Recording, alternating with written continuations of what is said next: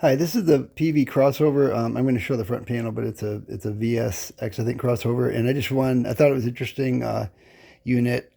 It's a friend of mine's. I'm selling it for him. But before I get rid of it, I wanted to shoot a video of it. This is kind of a neat feature. On the top panel, they have a really nice diagram showing exactly how the crossover works, what the signal path is from the inputs to the outputs. And it's a pretty simple device. Basically routes frequencies to different outputs based on frequency and what the crossover point is. But I thought this was a nice touch to use the space on the housing for a really useful diagram or instructional diagram. And one idea this gives me is for any kind of rack products, if you could do this on the top panel, it's kind of a nice touch, or maybe have a user guide or something. And that way, if you misplace the instruction manual, you got a nice pictorial diagram here of what the unit does. So anyways, this is the back panel here. It has XLR outs and 1/4 inch out, and XLR in and 1/4 inch in.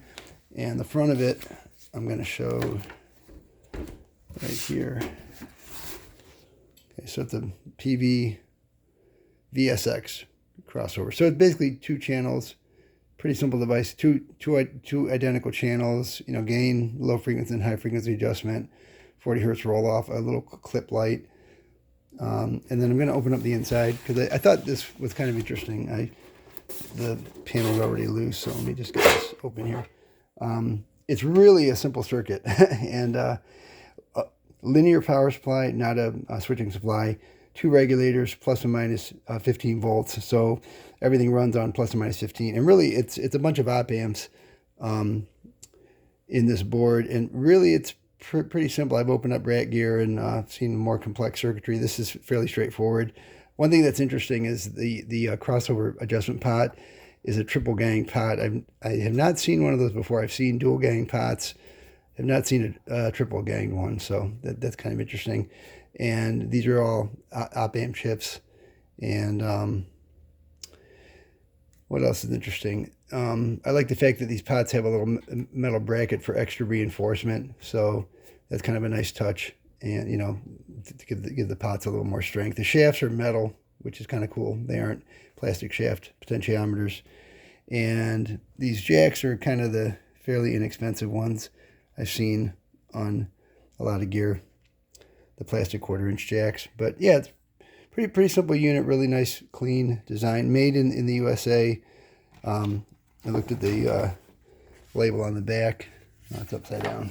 I'll flip this around. So this was back when Peavey was still in production in Mississippi. They shut down all their production. It's all done overseas. So, but this is a unit that was made here in the USA.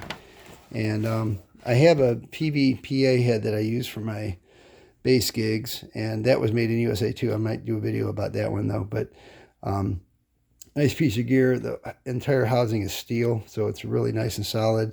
And yeah, just thought it'd be interesting to open this thing up and see what was inside it. I was kind of expecting to see something like this. I wasn't expecting to see any really super complex circuitry.